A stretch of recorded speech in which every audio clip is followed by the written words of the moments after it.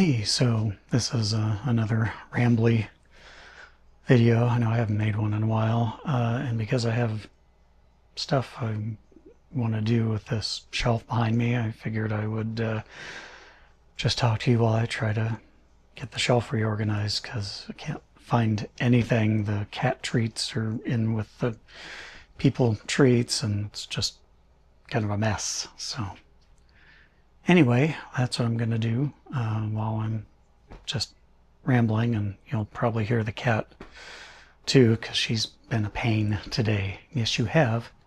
Who's been a pain? You have. No, but you're cute though. So, I've just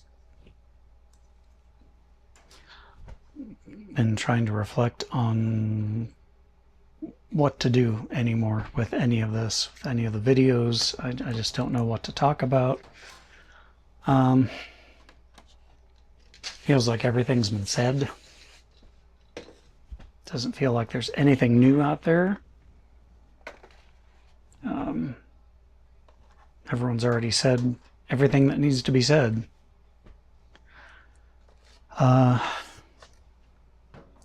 When I first started making videos about 11 years ago,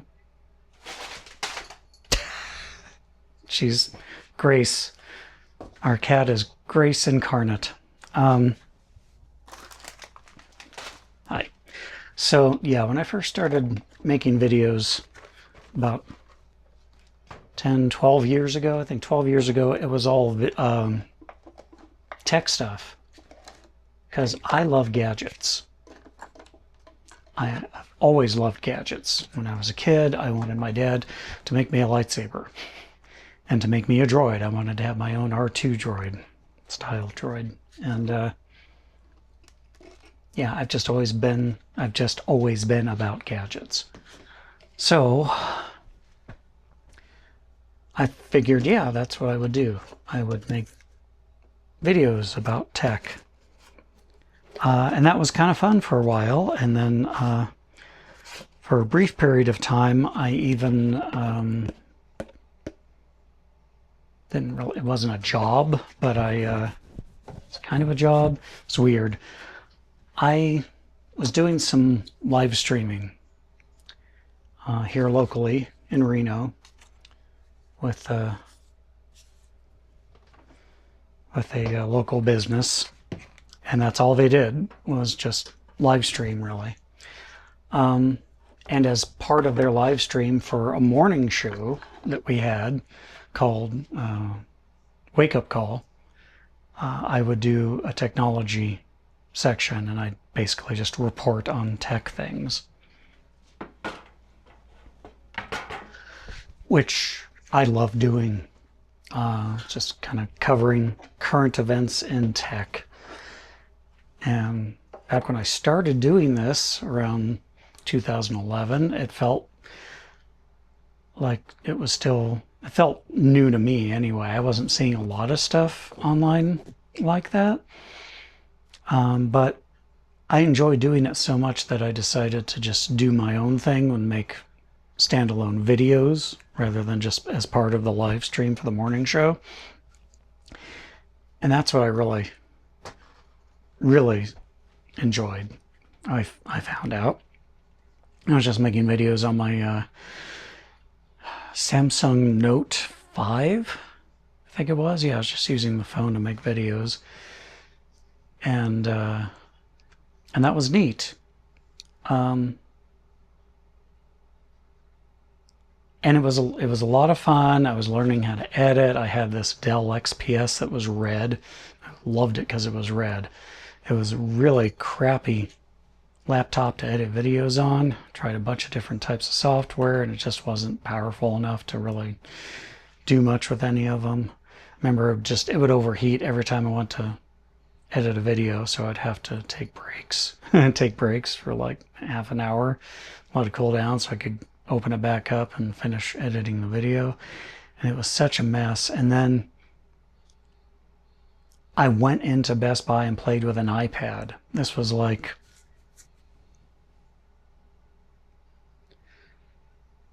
It was 20, yeah, it was like 2012, 2013, somewhere around there. And that was a game changer. Absolutely. It was a game changer for me.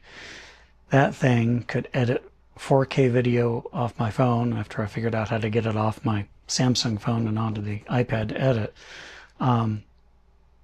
It was just amazing. So that was fun, but then I saw this kid named Marquez Brownlee making videos, and I was like, oh, yeah, what I'm doing is crap by comparison. And so I decided I needed to pivot hard. And cats are playing together. And so, yeah, and it was around that time Karina and I were just talking one day about how members of her family and my family were always consistently asking, how's she doing? Is she better yet? She has Crohn's disease. She's never getting better. It's just not ever happening. Crohn's is not something that you just get better from. Ooh, missing kitten treats that had fallen down behind the little shelving unit here. So yeah, and we were just kind of talking about that, and I'm pretty sure the way the conversation went is she suggested that maybe I should make a video about Crohn's and why if you meet someone with Crohn's you shouldn't ask them, what, you still have Crohn's? Yeah, they still have Crohn's. So I did. That was the first ever video I did on a chronic illness. The second video I did was a live talk I gave at a motel downtown called the Morris. I don't know if it's there anymore, or if it is, I don't think it's called the Morris Hotel anymore. It was at that point in time trying to be this artists collective residence. Loved it, loved the idea behind it. I don't think it was able to survive the pandemic, and I don't know. But I gave a live talk about, the death of compassion for the chronically ill in society. It was about 30 minutes. It's still up here on this channel in the, I don't know if it's in part of the Feel This Pain playlist. It might be. And then I decided I wanted to just make kind of educational videos on the whole variety of chronic illnesses, because things like lupus and arachnoiditis and myelomalacia and all these things that most people have never heard of, but that are definite problems for the people who suffer from these conditions. And so I did that for a while. I think I made like 32 of them. And then I stopped. And I stopped because it felt like there's only so much that could be said, right? You do the videos, and then really there's not much more to say about them. And so I didn't know what else to do to kind of keep going in that genre. So then I pivoted again, and when the pandemic happened to all of us, I like everybody else got into live streaming at that point and was trying to do like a live stream cooking thing, because like everyone else during the pandemic, I decided to start cooking, trying to cook, learning to cook better, and I figured might as well live stream doing that. And then live streaming for me was complicated, and I've got behind the scenes footage of all the extra monitors I had and cables running everywhere in a kitchen that's not designed to be a film studio. So I decided, you know, if I'm going to do cooking videos, I should just make them videos a la binging with Babish style things. And I did like a couple of those. And then I don't know, I kind of decided to pivot to just like good news type stories. But then I started seeing lots of things on the internet pop up about, you know, this toxic positivity and how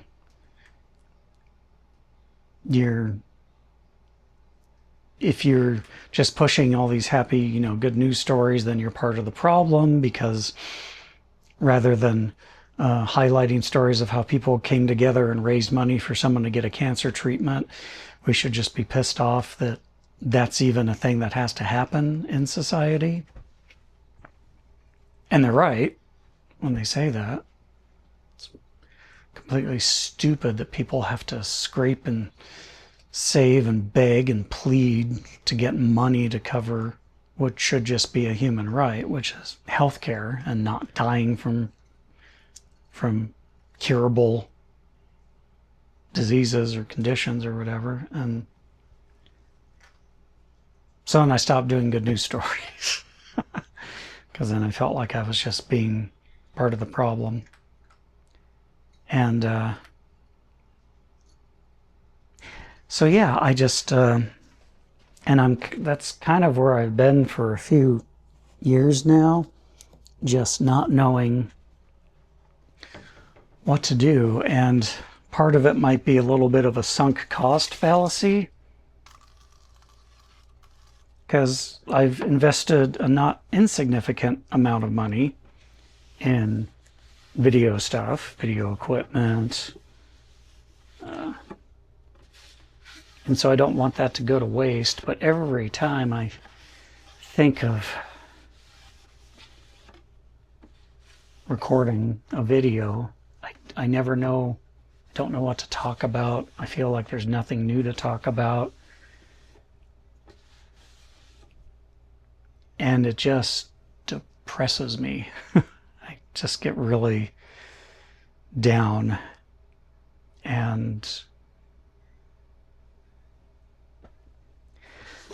But I don't know. I can't make myself give it up completely. So I'm trying to figure something out. I don't know. I want to do something that'll be fun or informative. My biggest problem right now is that it feels like everything has been said. And who am I? Okay, so these aren't just going to stack up there. I'm trying to figure out what to do with it, because we've got all these snacks and stuff in this basket, but they just end up kind of piled on top of each other, and it's hard to just get to something that you might think you want, or to even know what you want, because everything is such a mess in this basket.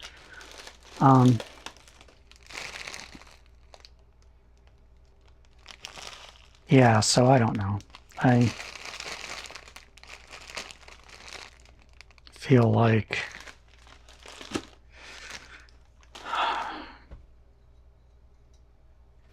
part of the problem is, I think, is that the world is on frickin' fire, and I feel guilty. I feel bad. I feel like I want to just weep at the thought that I feel guilty for enjoying myself, for having fun right now, because everything is such crap. Because democracy is starting to become, an idea that failed, an experiment that has had its time and will soon no longer be. And so, the hell am I doing with my life? making videos about stupid shit that really at the end of the day just doesn't matter. No one needs another person talking about what a Japanese snack tastes like. No one needs that shit. No one needs anyone talking about mental health issues, because who cares? I'm just one more person that is barely hanging it together, barely keeping it together because of their medications that, who knows, they might not even be around, depending on insurance and stuff. I don't know. I feel awful. I feel horrible right now. I don't even know if I'm gonna post this. I might. I don't know. I don't know what to do.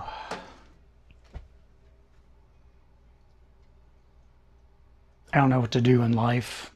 I don't know. Every day I clock into my day job, and I'm grateful I have it, but I'm just doing my best to get through the day so that it'll be a new day.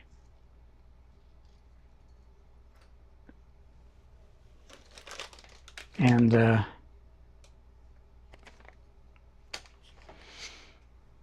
then the new day comes, and I'm just kind of sleepwalking my way through the next day in the hopes that I'll be able to get through it and maybe tomorrow will be better.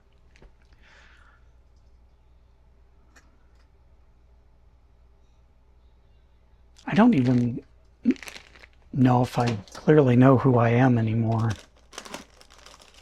I used to really be kind of passionate about just random stuff. Used to really be into Doctor Who. Used to really be into Star Wars. People always say, you should, talk about what you know and share your interests. I don't even know what my interests are anymore.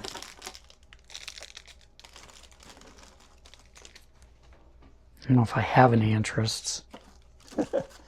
I feel it's kind of empty.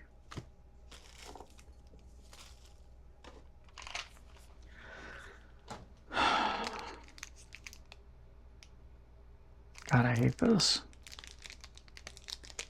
And this is me with the benefit of continuous ketamine therapy. If you're watching this video and going, oh man, I'm really worried about Ken, you haven't seen me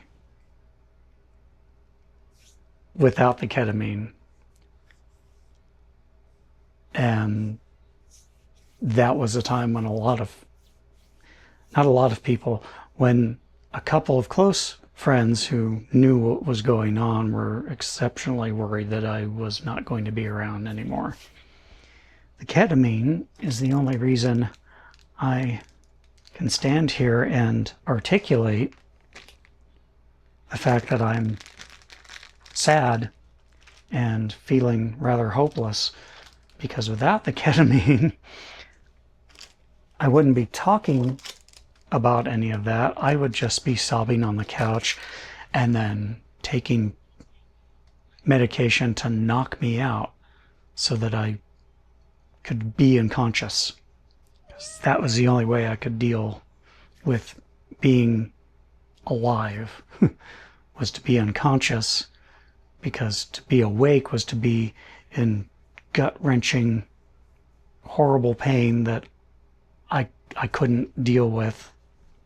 So I would sob on the couch and cry and then drug myself to sleep and then wake up and do my job and then come home and cry and sob and drug myself to sleep. You can imagine that was just shit tons of fun for poor Karina. She deserves a fucking medal like 10 medals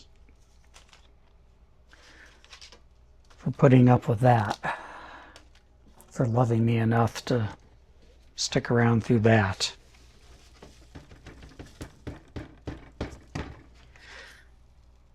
I don't know what the heck kind of got into the bottom of this basket, but I don't know. It's kind of grainy, whatever it was.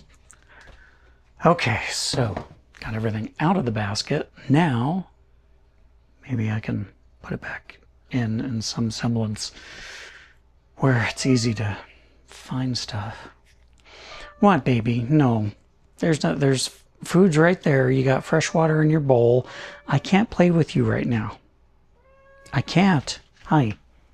Hi, hi. Hi, do you want ups? You want ups? Want to say hi to everybody? This is Sume. Sume. Hi, Sume.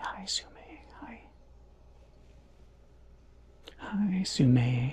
Hi, Sume girl. These guys just turned a year old. Like 2 months ago. Yes, you did. You guys have grown so much since then. Yeah, what's your sister getting into, huh?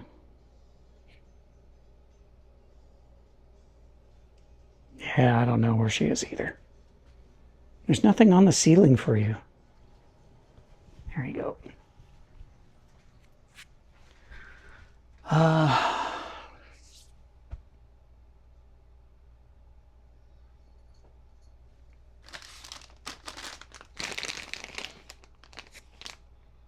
These things don't look right to me. It's like I'm always turning them upside down. I don't know why. Okay, I guess I can put these back in this way. It's funny, the videos that get the most views still consistently, the ones that allow me to maintain my partner status on YouTube and, you know, get a couple of cents off each video I make, are the Feel This Pain video series. Like right now, Myelomalacia, the video on Myelomalacia is doing good. It's like one of my most viewed videos at the moment. So obviously there's still a need maybe for that kind of, you know, semi-educational content. I call it semi-educational because I'm not a doctor and I'm not a teacher and I'm not an academic and I have no certifications. It's another thing that kind of got to me. This one YouTuber that we really like, and he does really interesting content, is his name is JJ McCulloch. He's Canadian. Seems like a really nice guy. But he was talking about how, you know, low content, you know, creators are just the scourge of YouTube lately, and all they do is read articles on Wikipedia or whatever, and then regurgitate that in a slightly different, you know, form or whatever. And I'm thinking, well, crap, that's kind of what I was doing with the Feel This Pain videos. I was just taking information and trying to simplify it so that it's easily understandable to people who aren't medical people, but who might have family that has, you know, one of these conditions, these chronic illnesses that are painful and awful. And then I felt like, well, crap, I'm just a hack. What am I even doing? I don't know. I am just feeling awful. Like if I wasn't doing this right now, I would probably just be taking a chill out pill or two and falling asleep on the couch. I don't know. So all of this to say, I don't know what I'm doing anymore on this YouTube channel. I don't know. I don't know what I want to do with my life. Hi. I don't know what to do with this cat who's upset because I'm not paying attention to her. Hi. Oh my God, I can't play with you at this exact moment, sweetie. I cannot. Hi. Hi. I know, I know. I know. It's tough being a cat. Yeah. There.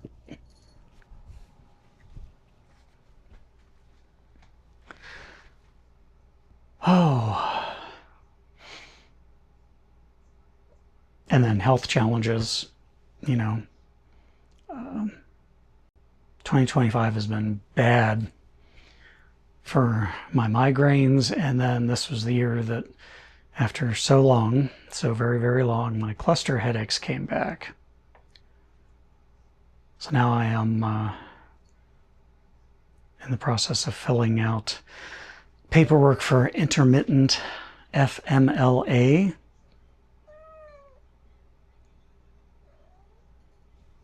So we'll see where that goes. I don't know. For the 3 people who still watch this channel, what would you do in my situation? You've got cameras like, the Action 5, and you've been making videos in one form or another for over 10 years.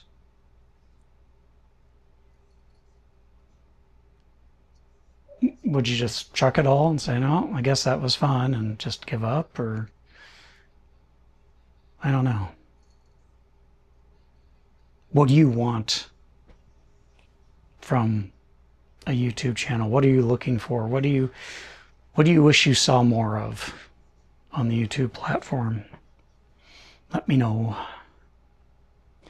In the meantime, I'm gonna keep working on this, and see you guys another time. All right, take care. So, update. I successfully got most of the shells reorganized now. So, at least something came out of my messed up brain today. I guess I'll call that a win.